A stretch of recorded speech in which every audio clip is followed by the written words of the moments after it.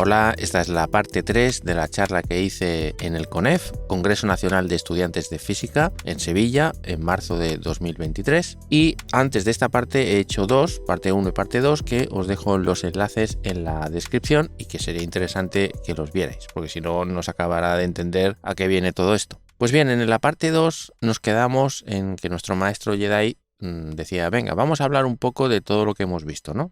Lo de ChatGPT y una especie de clase TikTok del teorema de Nether. Pues bien, lo primero que hicimos es dar una receta, que es la transformación infinitesimal de la acción o variación de la acción bajo una transformación infinitesimal. Es un poco, se puede decir de las dos maneras. Después dimos otra formulita, que es lo mismo que la anterior, pero tiene otra forma y es completamente equivalente, totalmente sin demostrar, yendo al grano. Di la definición de simetría continua y paramos un momentito para hacer una aplicación de la receta 1, que es el principio de mínima acción, y que eso nos va a servir para definir el teorema de Nether con todo lo anterior. Y finalmente hicimos un ejemplo que, bueno, no es un ejemplo sencillito, sino que es un ejemplo de un examen, de un apartado de un examen de cuarto de carrera de la universidad, de la carrera de física. O sea que digamos que trivial no es. Y esto lo conseguimos más o menos en 20 minutos. Entonces, ¿de qué estamos hablando en esta charla o cuál era el origen o el motivo de esta charla que hice? Pues era simplemente hablar sobre la enseñanza en la física en el siglo XXI, que eso se puede interpretar como la enseñanza de la física ahora, porque estamos en el siglo XXI, o también como puede ser en el futuro, ¿no? En cuanto al tema del futuro, la posibilidad más evidente y obvia es hablar de cómo estamos ahora con la inteligencia artificial para ayudarnos. Eso lo vimos en la parte 1, así que no hablo más de eso porque ya lo vimos. Y luego la parte 2 es, bueno, ya que la inteligencia artificial aún está en pañales, pues vamos a hablar un poco del presente, o al menos de mi presente como profesor, ¿no? De cómo haría yo, por ejemplo, una clase que en principio es sofisticada, pues a hacerla un poco más accesible, ¿no? Entonces esto tiene una serie de ventajas. Pasas de no saber nada a saber lo mínimo para aprobar. Entiéndase aprobar el examen, que es que sabes hacer un poco los ejercicios más comunes que has ido viendo a lo largo de la asignatura. Y esto sin duda es una ventaja. Tienes una idea general de qué va todo, ¿no? Vale, hay una acción. Vale, hay una transformación. Simetría. En fin, más o menos pasas de no saber nada a saber que existen esas palabras o esos conceptos, ¿no? Y en principio puedes hacer bien los ejercicios, eso sí, ejercicios que sean parecidos o similares al que hemos hecho, ¿no? O en general a los que se hagan en clase. Pero también tenemos alguna desventaja. La primera es que, claro, no se muestra de dónde vienen las cosas. Me refiero a la demostración o a la derivación de las fórmulas. Porque ya no solo es un aspecto matemático, que ya de por sí es importante, sino que en esa derivación se establecen cuáles van a ser lo que serían los postulados, ¿no? Las premisas o las suposiciones de las que partimos, y ahí es donde está la física. Porque la física, en esencia, se reduce, en última instancia, a saber qué es lo que estamos suponiendo o qué ley es la que gobierna a nivel básico la teoría que queremos describir. Por tanto, partir de esas suposiciones es hacer física. Y por tanto, hacer derivaciones matemáticas es parte de la física. Y un poco como consecuencia de la primera desventaja, pues tenemos la segunda,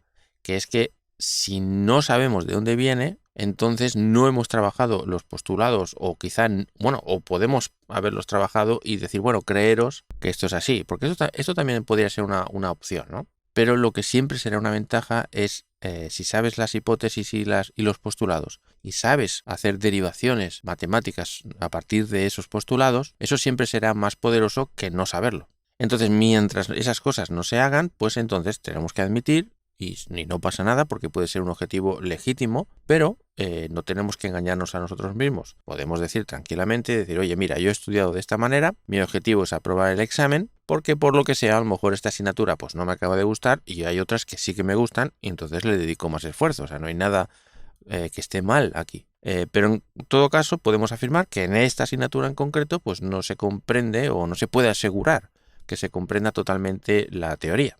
Otra consecuencia es que si hay variaciones del enunciado de un ejercicio, pues eso es un desastre. Porque basta que, bueno, yo digamos que una de las cosas que más me gusta, no en los exámenes, que me suelo portar bien, sino en mitad de las clases, una de las cosas que me gusta es preguntar algo que los estudiantes saben perfectamente, pero preguntarlo de una manera que demuestre que han entendido bien las cosas y que no es una simple memorización. Bueno, lo que se traduce en que si los ejercicios no parecen los ejercicios que se han hecho en clase, aunque sean los ejercicios que se han hecho en clase, pero si no lo parece, pues entonces desastre, ya no se sabe cómo argumentar o cómo hacerlos y tal. Insisto que no estoy juzgando de esta manera, simplemente estoy diciendo las posibles consecuencias, al menos en mi modesta opinión. Y luego, por no hablar de que en las propias clases, si todas las clases se basaran en algo parecido a lo que estoy diciendo, pues eso no puede ser más desmotivador para los que quieran entender, ¿no? Pero incluso para los que les dé igual entender, pues aún es peor. Porque al menos si en clase, por ejemplo, se hiciera alguna derivación o alguna cosa, pues igual esa gente que le daba igual, pues a lo mejor se queda enamorada de eso y resulta que podemos conseguir que ese estudiante, pues de repente tenga interés, ¿no? Y bueno, y como última consecuencia, que es un poco un resumen de todas las anteriores, es que no podemos conseguir una intuición profunda de lo que estamos hablando, ¿no? Pero es que además hay otras complicaciones, ¿no? Supongamos que elegimos la versión TikTok. Bueno, cuando digo TikTok, ya sabemos que TikTok me parece que dura un minuto, ¿no? O sea, cuando digo TikTok es una manera divertida de decir, pues ir al grano o ir rápido o no complicarse la vida y aprobar y ya está, ¿no? Bueno, pues para usar ese método, pues entonces necesitas encontrar las recetas, las fórmulas y además que estén escritas lo más nítidamente posible para poder aplicarlas, ¿no? Pero claro, no solo la fórmula, sino algún manual de instrucciones. Sustituye esto, cuando te digan que no sé qué, haz lo otro, deriva esto, etcétera, etcétera, ¿no? Y bueno, y en el caso de que quieras no usar la vía TikTok, sino la vía un poco más convencional, que es sin duda la que cuesta más y requiere más esfuerzo, pues claro, ¿dónde están las derivaciones de las fórmulas y que sean pedagógicas? Porque como mínimo hay dos tipos, bueno, los que sois estudiantes que estáis viendo esto ya lo sabéis, y bueno, yo que he sido estudiante también, ¿qué os voy a contar, no? ¿Cuántas veces hemos salido de clase y nos hemos cagado en todo, digamos, ¿no? Porque, bueno, y no sigo hablando para no calentarme, ¿no? Pero el caso es que no es fácil encontrar o libros, o vídeos, o sitios, ¿no? O profesores que decidan hacer las derivaciones pedagógicas. Porque después de los años de experiencia que tengo en la universidad, yo diría que más del 80% de los profesores que hay ahí, incluso de los profesores que se catalogan tradicionalmente como malos, ¿no?, entre los estudiantes, son perfectamente capaces de hacer derivaciones pedagógicas. Entonces la pregunta es, bueno, pero si son capaces, tal como tú dices, ¿por qué no lo hacen? Bueno, pues hay una primera respuesta súper sencilla, y es por falta de tiempo. Porque esas derivaciones pedagógicas, entre otras cosas, necesitan de tiempo, de discusión entre los estudiantes, y entonces, pues solo se podría hacer pues un 30% como mucho de las asignaturas, porque es que no daría tiempo. Entonces están obligados a tener que ir rápido o ir al grano o saltarse pasos, porque es que si no, no se llega. Y claro, si no hacen el temario, pues desde arriba, pues le pueden, bueno, echar bronca y decir, oiga usted, que tenemos que cumplir la ley y tenemos que hacer el temario, sea como sea. Por tanto, parece que es un callejón sin salida. Sin embargo, después en las conclusiones os diré alguna cosilla al respecto. Pero bueno, en cualquier caso estamos de acuerdo que si no encontramos un buen libro o un buen colega o un vídeo o algo, no es fácil, y sobre todo en cursos superiores de carrera, encontrar libros que se tomen su tiempo y que nos traten con cariño. Ahora me estoy poniendo en la piel del estudiante, y que podamos entenderlo para personas que están empezando en eso.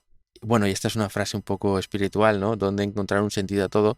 Con esto no me refiero a encontrar un sentido a la vida, sino lo que me refiero es encontrar un sentido a la asignatura. ¿Por qué estoy haciendo esta asignatura? ¿Qué tiene de importante? ¿O por qué es necesaria? ¿O qué posible aplicación va a tener? O sea, dame por favor una razón. Pero no solo eso, sino una vez que me has dado el por qué o la razón de por qué hay que hacer esto, pues no vayamos directamente a las fórmulas, sino pues un poquito de contexto o lo que sea, pues bueno, pues para lograr entender que el esfuerzo que voy a hacer como estudiante, pues me va a merecer la pena en algún sentido y no actuar de forma ciega, digamos, ¿no? En fin, pues todas estas preguntas se añaden a dónde lo encuentro, en los libros, en los apuntes, en los profesores, en dónde encuentro eso, ¿no? Claro, por eso empecé la parte 1 con el ChatGPT, porque con el boom del ChatGPT, quizá el ChatGPT pudiera ser ese ente que nos proporcionara un poco pues, las recetas o las derivaciones pedagógicas o encontrar un sentido a todo. Y ojo, el experimento que hice en la parte 1 no acaba de funcionar, pero sin embargo tengo otras experiencias bastante más agradables con ChatGPT, o sea que además está empezando, o sea que tengamos esperanza y fe. Y bueno, para acabar esta parte, a modo de conclusiones, pues os voy a contar mi propia experiencia como profesor. Me refiero como profesor universitario. Alguna me ha preguntado y otros muchos ya lo sabéis, pero bueno, actualmente estoy en la Universidad Autónoma de Barcelona, en Cataluña, España. Y pues llevo ya unos cuantos años haciendo clases. La verdad es que, bueno, aunque no venga muy a cuento, tengo que decir que hacerle clases a estudiantes de física es lo más bonito que hay. Porque también he hecho clases de física en la universidad a estudiantes que no están estudiando física, sino que estudian otras carreras, biología, ciencias ambientales, etc. Y la asignatura de física para estos estudiantes es una pesadilla. No tienen ganas de entender, o están desmotivados, o le han cogido odio porque vienen del bachillerato que no han entendido nada, o simplemente no lo han hecho, en fin. Sin embargo, cuando hago clases en la carrera de física, pues aquello es un placer, porque bueno, se les nota cara de querer entender, de hacer preguntas curiosas, de salir a la pizarra a hacer ejercicios. Es una maravilla. Así que estoy súper contento, la verdad, muy contento. Bien, no me enrollo, pero lo que sí que voy a contar es un poco la experiencia mía en la universidad como profe. Entonces, la primera cosa que voy a destacar es algo que en principio podría parecer malo, pero en mi caso personal es bueno, que es la falta de memoria. Efectivamente, no quiero engañar a nadie, yo de memoria voy muy mal. Otro día ya os explicaré qué consecuencias tiene esto en otra faceta de mi actividad, pero en la que respecta a ser profe de física, resulta que es muy bueno. Y os voy a decir por qué. Claro, ¿qué pasa? Después de verano volveré a hacer clases y haré clases de cálculo de diversas variables, y también haré el curso de mecánica teórica que se hace en cuarto de carrera. Como no tengo memoria, pues ¿qué pasa? Pues que a veces no me acuerdo y eso que lo he hecho varios años ya. Y al no acordarme significa que tengo que volver a repasar. Pero al volverlo a repasar lo veo como si fuera nuevo, ¿no? Y entonces me vuelvo a fascinar, me vuelvo a enamorar, y entonces pues eso me hace que tenga muchas más ganas de ir a la clase y contarles a los estudiantes: oye, mirad qué bonito es esto. Lo sé porque alguna vez algún estudiante me ha hecho algún comentario al respecto, ¿no? Y yo ya, y en privado se lo he dicho, digo, es por falta de memoria, me pasa esto. A ver, estoy exagerando porque evidentemente que ya me acuerdo y cada vez me acuerdo más, ¿no?, de las cosas. Porque esto, una vez lo has entendido, un concepto, pues difícilmente se te va a olvidar de manera que ni siquiera lo entiendas. No, o sea, normalmente lo recuperas rápido, pero esa ilusión vuelve a aparecer. Entonces, ¿qué es lo que aconsejaría a otros profesores o profesoras? Hombre, no les aconsejaría que no tuvieran memoria, porque tener memoria es algo muy, muy guay, pero que en el fondo de la cuestión, detrás de esta falta de memoria, en el fondo de lo que estoy hablando es de la pasión por lo que estás haciendo. Pero una vez más voy a lanzar una lanza, nunca mejor dicho, a favor de los profesores cuya pasión es investigar y son buenos ahí y no en la docencia. ¿Tienen culpa de eso esos profesores? No, porque el sistema universitario está montado de esa manera, que les obligan a hacer docencia. O sea que mucho se ha hablado de esto y de momento, a menos que resulta que encontremos petróleo en cada uno de los países que me estáis viendo y resulta que el país se haga rico y que de repente haya mucho dinero para que solo haya investigadores y solo haya profesores, porque al final siempre es una cuestión de dinero, pues tenemos que montárnoslo como sea, y de momento esto es dentro de las formas malas, digamos, pues es la mejor o la menos mala, ¿no? Pero bueno, no me quiero meter en cosas de estas que ni siquiera entiendo bien. Otro punto importante, el contacto permanente con el estudiante. Y cuando digo contacto permanente no estoy diciendo que me esté escribiendo con los estudiantes o cosas así, no, me refiero a contacto permanente en las clases. La interacción en las clases con el estudiante creo que es fundamental. Ver o averiguar o investigar en cada clase, en cada minuto, si lo que estás contando se está entendiendo o no. Y eso es lo que yo defino o quiero decir con el contacto permanente con el estudiante. O sea, dicho de otra manera, no ir para allá, soltar el rollo, decir adiós e irte hasta el próximo día, sino entender que estás trabajando con seres humanos que pueden tener días mejores, días peores, que a lo mejor tienen una laguna conceptual en algún punto y se necesita que eso se explique un poco más, o poder ir a avanzar más rápido. Y los que me han tenido como profesor, pues ya saben que soy un pesado diciendo: va, preguntadme, seguro que se ha entendido, en fin. O sea, soy muy pesado. También soy muy pesado cuando digo estoy yendo demasiado rápido, estoy yendo demasiado lento, decidme sin problemas, porque a lo mejor resulta que eso que yo estoy explicando y que creo que ellos no lo saben, pues a lo mejor lo acaban de hacer en una asignatura hace poco y lo tienen fresco, así que si me lo dicen puedo ir más rápido, o al revés, si no lo han hecho. Pues a eso me refiero con el contacto permanente. Luego otra cosa que me gusta mucho hacer son las preguntas indirectas. Es cierto que muchas veces digo sin querer, ¿se ha entendido? Intento no decirlo porque esta frase no sirve absolutamente para nada. Porque un estudiante puede pensar legítimamente y honestamente que ha entendido algo y resulta que no, que lo ha entendido al revés. Pero ¿cómo sabes si lo ha entendido bien o lo ha entendido mal? Pues eso solo se sabe si haces un ejercicio y te sale bien, o varios, ¿no? Y puedes contrastar que efectivamente lo has entendido bien. Hay muchas maneras de creer que lo has entendido y demostrarse que no lo has entendido. Y eso lo llevo experimentando no solo en mis propias carnes, sino en las carnes de muchos estudiantes. Podría poner ejemplos, pero bueno, ahora no me voy a enrollar. Pero lo que quiero decir cuando digo hacer preguntas indirectas, lo que quiero decir es que siempre que puedo y me acuerdo, trato de, una vez he explicado algo, pues hacer una pregunta a algún estudiante en el que no le esté preguntando si lo ha entendido, sino que le pregunto algo que se supone que debería responder correctamente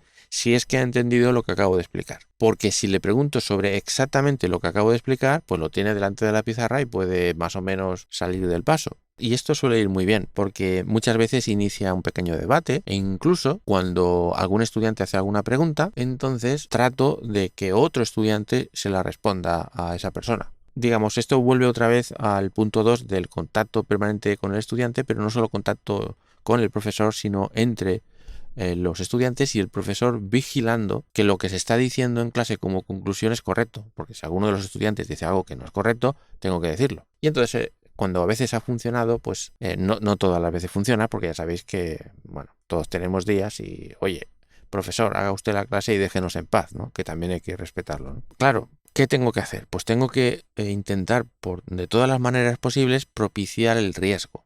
Y cuando digo el riesgo, me refiero al riesgo a fallar. Cuando se hace una pregunta, no hay que tener miedo a responder una tontería.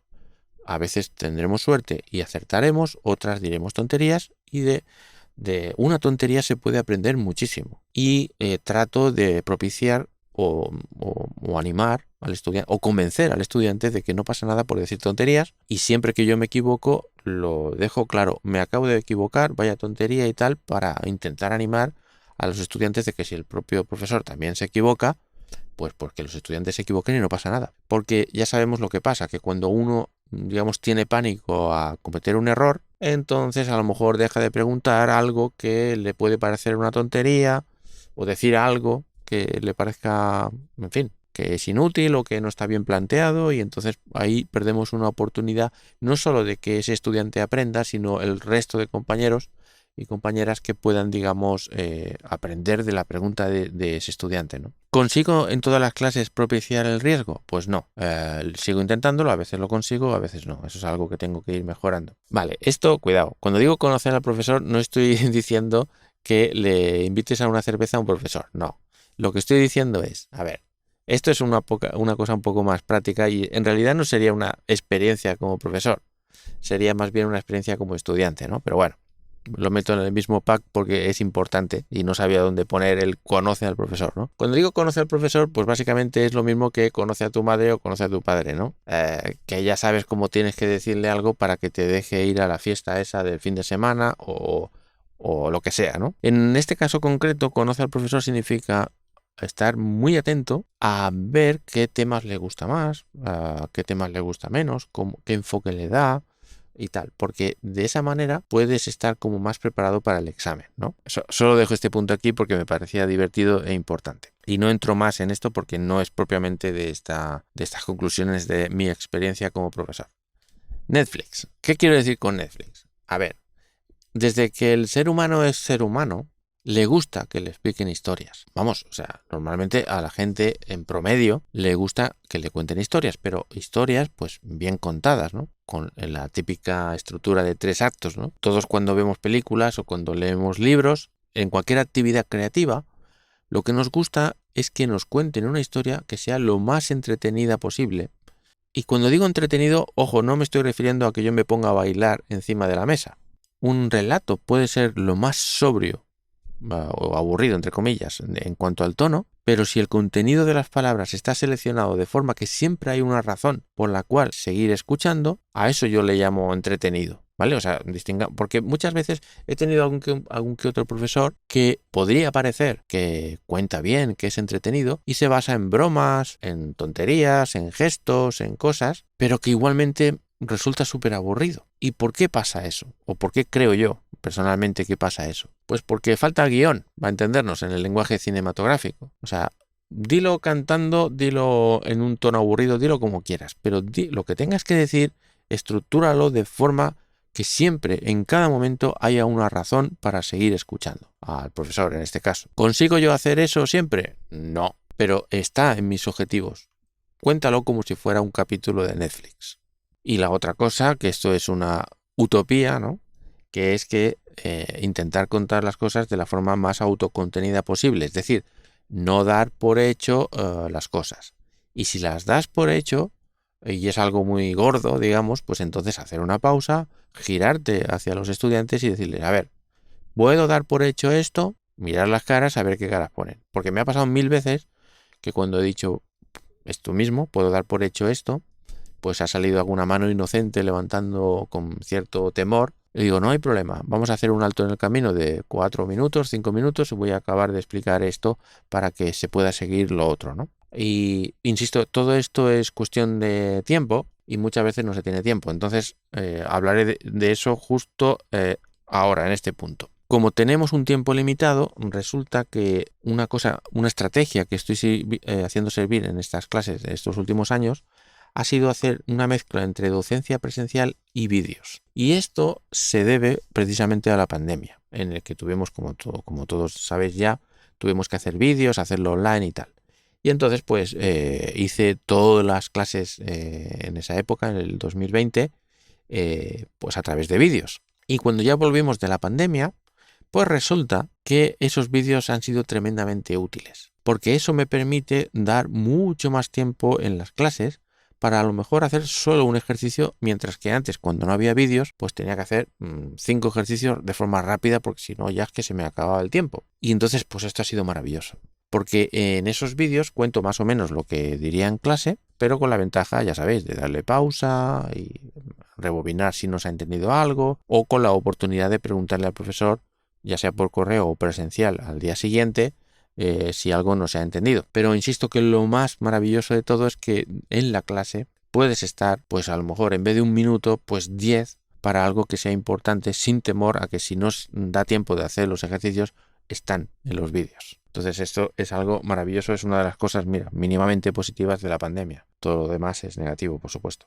Y luego la otra cosa, ya por último casi, es el tema de las entregas. Esto no es idea mía, esto ya está implantado en la universidad desde hace bastante tiempo, pero encuentro que son bastante útiles, porque aprovechamos, la entrega es una especie como de ejercicio que se plantea al estudiante y que se deja pues 1 o 2 semanas al estudiante para que en su casa, incluso comentándolo con otros compañeros o compañeras, pues puedan hacer esa resolución de ejercicio. Entonces, ¿por qué es interesante? Porque alguien pudiera decir, oye, pero un momento, que las entregas, si las pones ahí y se las llevan a su casa, pues pueden copiar unos a otros, ¿no? Efectivamente, es así, pero no me importa, porque esas entregas son en realidad una excusa para complementar algo realmente importante que no ha dado tiempo de profundizar en clase. Y entonces al final, si por ejemplo lo entiende, yo qué sé, 5 estudiantes y el resto no, cómo resolver esa entrega, pues entonces uno ayuda al otro, el otro le ayuda al siguiente, no sé qué. Y entonces al final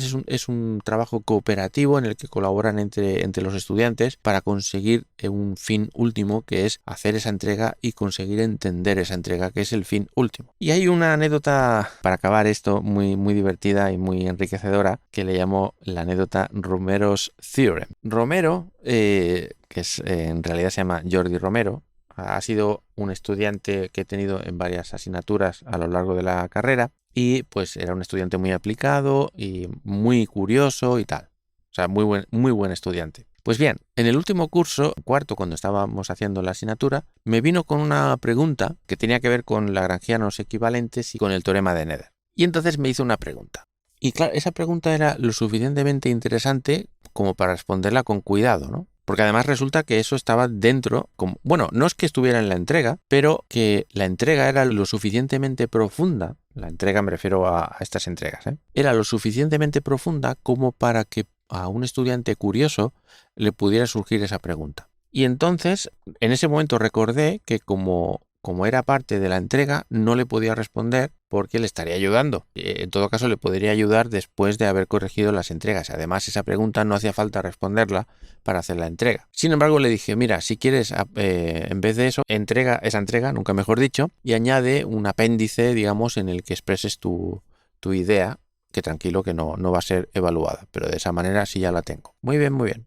Bueno, lo que pasó es que cuando leí sus notas en el apéndice, pude ver que era más que teorema, era una conjetura. Yo, según sus palabras, yo creo que si hacemos esto y hacemos esta transformación de un lagrangiano equivalente a otro, entonces el teorema de Nether cambia de esta manera. Entonces eso me obligó a pensar y recuerdo que luego me vino más faena y más trabajo de otras cosas y entonces no pude ponerme, pero lo que le respondí es que probablemente tenía razón en lo que estaba diciendo y de forma divertida le llamamos Romero's Theorem. Total, que nos plantamos, ya acabó la carrera, se puso a hacer el máster, etc. Y al año siguiente, cuando tocó otra vez el teorema de Nether, volví a mirarme las notas de Jordi Romero y me puse a calcular exactamente lo que Jordi estaba planteando. Y me di cuenta de que tenía toda la razón del mundo.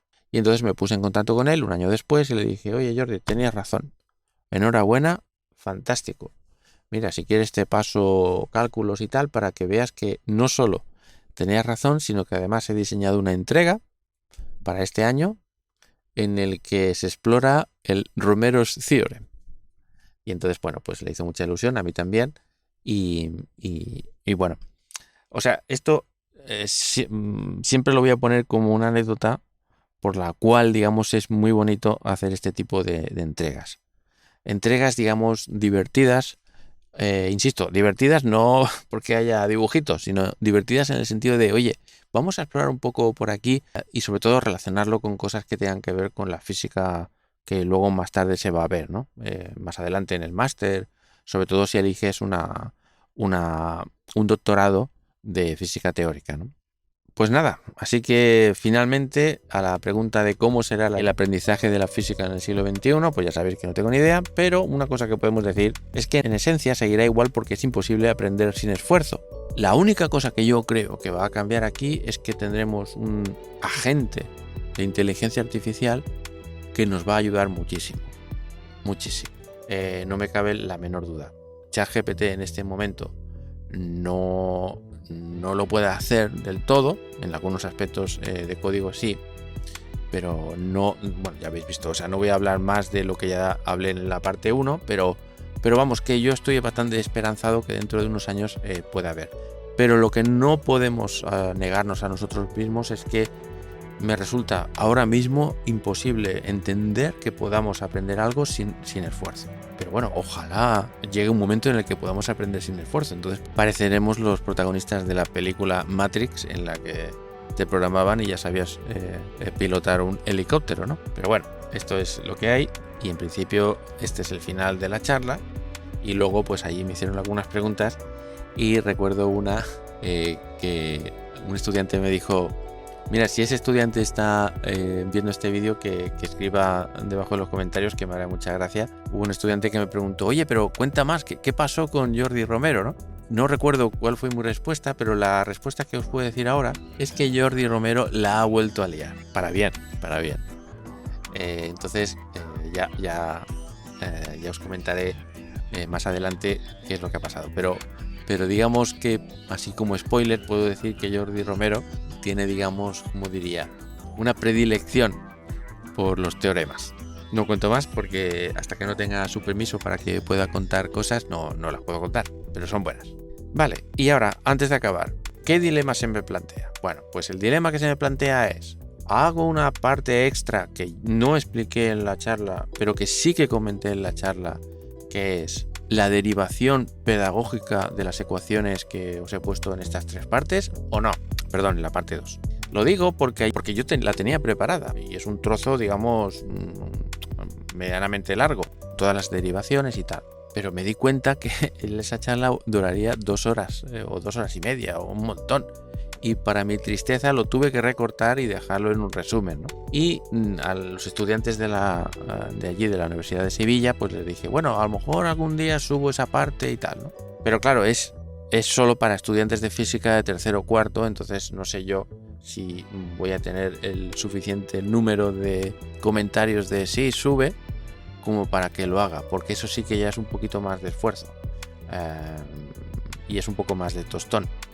Es pedagógico, pero es más tostón, así que voy a esperar a ver si hay soporte o no ante esa idea. Y nada, pues ha sido muy bonita esta experiencia que he tenido. Ha sido como una miniserie de TikTok de física, ¿no? Estos 3 vídeos, o sea que ha sido interesante. Y sobre todo, muchísimas gracias por todos los comentarios que estáis poniendo. Algunos he respondido, pero me los leo todos, absolutamente todos. Pasa que estos días no he tenido mucho tiempo de interaccionar, pero que os lo prometo, me leo todos y cada uno de los comentarios. Pues nada, muchas gracias por ver este vídeo y nos vemos en el siguiente.